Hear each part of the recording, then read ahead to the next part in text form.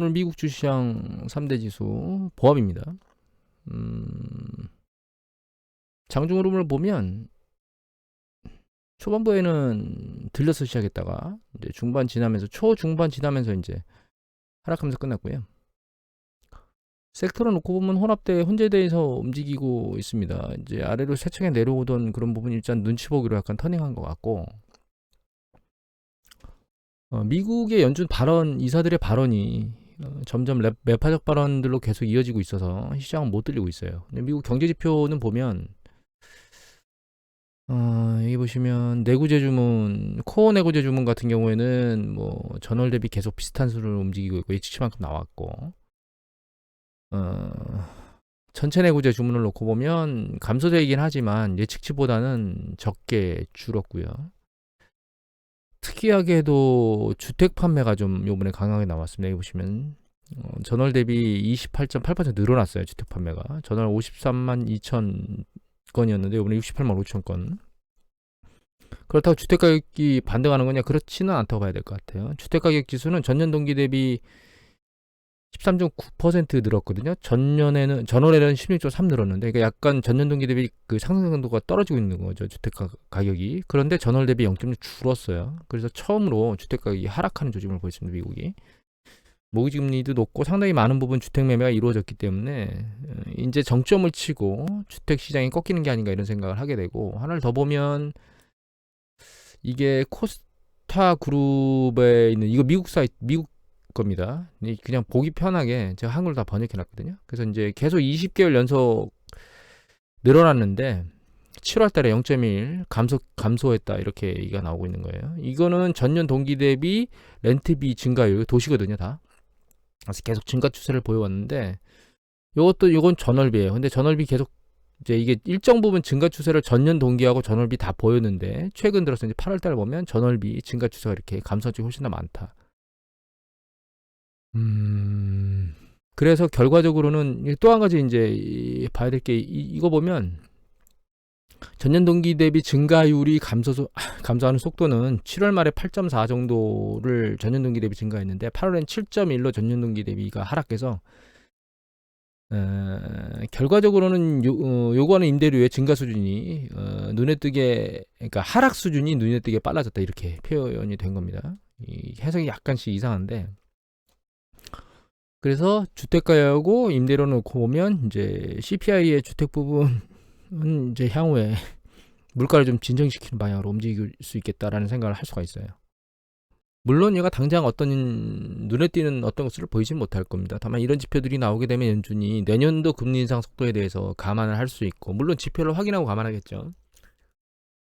그래서 내년도 이제 시간이 흐르면 흐를수록 그 물가 압력을 주고 있던 에너지 부분은 사라졌고, 그다음에 이제 나머지 이제 주거 부분이라든가 생활 비용 부분이라든가 이런 부분들이 조금씩 줄어들 수 있는 가능성은 조금씩 열리고 있다. 이런 쪽으로 의미를 두면 될 것 같습니다.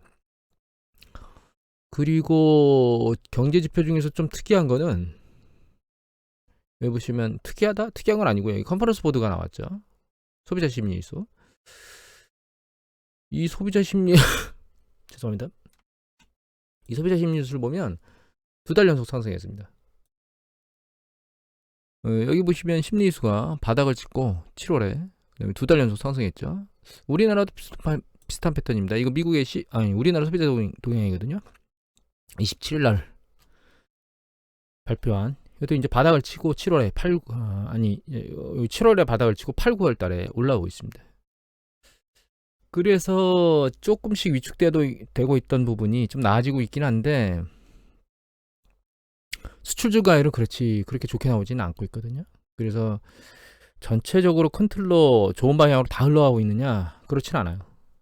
근데 부분적으로 이제 버티고 있는 영역이 있느냐? 네, 이렇게 답을 드릴 수 있을 것 같아요. 그래서 지금 간단히 생각하고 있는 거는 연준의 매파 발언이 계속 나오고 있고, 그래서 주식시장이 올라가기는 어렵고 누르고 있는데, 그렇다고 해서 경제지표 아래로 세차게 내리꽂고 있느냐? 또 그건 아니고 버티고 있는 영역이 있어서 아래로 세차게 내리꽂기도 애매모호한 상황이긴 합니다. 그래서 이제 눈치 보기를 할 거라고 계속 보고 있는데, 문제는 금융시장의 전반적인 분위기가 약간 안 좋은 방향으로 흘러가고 있긴 합니다. 지금 한 가지가 이제 이게 종합적으로 보는 거거든요. 이거 OFR인데 OFR Financial Stress Index거든요.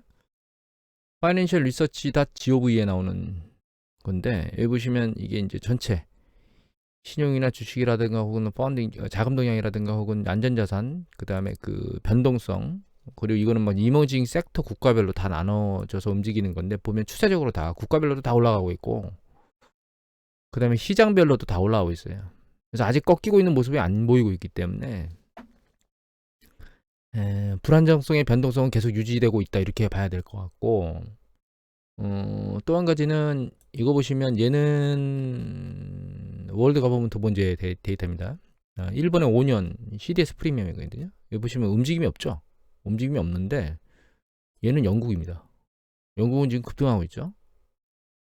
그러니까 지난번에 영국의 외환보유고하고 대외부채도 보여드렸는데 영국은 불확실한 그러니까 약간 시장이 좀 불안불안합니다. 영국은 사실 거기에다가 금리를 올리는 과정이 있긴 하지만 대규모로 세금 감세 정책을 펼치면서 외환시장을 불안정하게 만들고 있거든요. 이런 부분들이 지금 시장을 안 좋게 만들고 있어요. 우리나라 어떻게 되고 있느냐? 이거는 Cbonds.com에 나오는 데이터인데 이거 우리나라 5년 CDS 프리미엄입니다. 얘는 급등했다가 27일 날 어제 하락했습니다. 일단 추세적으로는 이게 급격히 하락 추세로 내려오진 않을 거예요. 다만 이제 이걸 모니터링할 대상 중에 하나입니다. CDS 프리미엄이 더 이상 안 올라가고 안정화 국면으로 가는지 좀 봐야 될 것 같고 이거보다 좀 빨리 눈에 띌 수 있는 게 제가 보기에는 아마 환율 쪽일 것 같아요. 그래서 환율을 모니터링을 계속 해야 될 것 같은데 이 환율이거든요. 그래가지고 이제 이 검은색이 영국의 파운드화입니다. 근데 이걸 데일리로 보면 이 파운드화가 지금 안정화가 안 되고 있죠. 이 속도가 굉장히 빠르죠. 그리고 이 캔들 차트 요게 일본인데 엔화는 자기 외환 보유고의 한 15% 정도를 외환 시장에 하루 만에 투입해 가지고 잡으려고 애를 쓰고 있는데 이게 방향성이 일시적으로 정지는 하겠지만 추세적으로 이걸 여기 보시면 대규모로 하루 쭉 빠진 날 있죠. 이날이 아마 외환 시장에 들어간 날일 겁니다. 근데 그게 영향을 추세 전환은 못하고 그냥 강도만 떨어뜨렸을 뿐입니다. 예전에도 강도만 떨어뜨리는 수준이지 추세를 변동시키지는 못했거든요. 우리나라는 고동색 차트입니다. 고동색 차트. 하늘색이 유로화거든요. 빨간색이 달러 인덱스입니다. 그러니까 우리나라의 움직임은 달러 인덱스의 전 세계 글로벌 시장의 환율 변동성이 같이 감안돼서 동일한 패턴으로 움직이고 있어요. 사실은. 위험성을 노출한 곳은 사실 영국입니다. 지금. 우리나라도 연준이 금리 인상 속도가 지난번에 0.25인가 8월 달에 올렸죠. 10월 달 들어서는 상당히 빅스텝으로 갈 것 같습니다. 제 생각에는. 이렇게 환율이 이렇게 불안정성으로 움직이는 요인을 영국에서 드러낸 걸 보면 우리나라가 금리 스텝을 천천히 밟았다가는 외환시장이 불확실성이 커질 수도 있기 때문에 그런 부분들을 잘 커버하기 위해서 금리를 10월 달 아마 금토일가 있을 겁니다. 그때는 빨리 올려야 된다 이렇게 생각을 하고 있습니다. 종합적으로 정리해보면 어떻게 되어 있다고 생각을 하냐면 이것도 하나 볼까요? 미국의 소비자 심리가 개선되고 있는 여러 가지 이유가 있겠지만 아마 가솔린 가격이 상당 부분 내려왔기 때문일 거예요. 이거 미국의 EIA 데이터인데 미국의 각 그 대도시별 그 가솔린 가격이거든요. 뭐 여기 보시면 뭐 캘리포니아나 혹은 서부엔 지역 같은 경우에는 5달러, 6달러 막 이렇게 올라갔지만 일반적으로 전체적인 상황으로 놓고만 5달러대까지 올라갔었거든요. 이제 걔가 3달러대까지 내려왔으니까 상당히 많이 빠진 거죠. 그래서 기름값 하락이나 이런 것들 그리고 기름값이 가장 피부로 많이 맞았죠. 미국 사람들은 차를 많이 쓰니까 그런 것들이 하락하면서 소비자 심리가 개선되고 있는 것 같고 문제는 에너지 가격에서 유발됐던 그런 부분들은 안정화되고 있는데 원자재 가격들을 보면 그게 문제가 아니고 이제 기타 다른 영역들에서 생활 관련된 뭐 음식료들이라거나 혹은 뭐 주거 비용이라든가 이런 것들이 영향을 미치고 있는데 주택 가격이나 주택 임대료가 내려간다거나 이런 것들을 놓고 보면 길게 보면 어차피 잡히긴 잡힐 겁니다.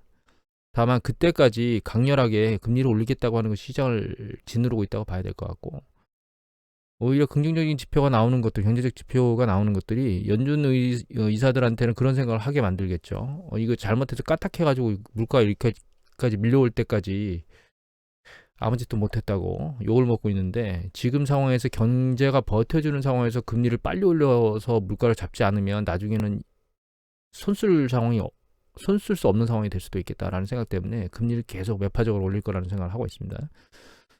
다만 이제 중요한 거는 경제나 이런 것들이 좀 일정 부분 안 밀리고 받쳐주면 이 매파적 발언에 대해서 시장이 무뎌지는 시기가 오거든요.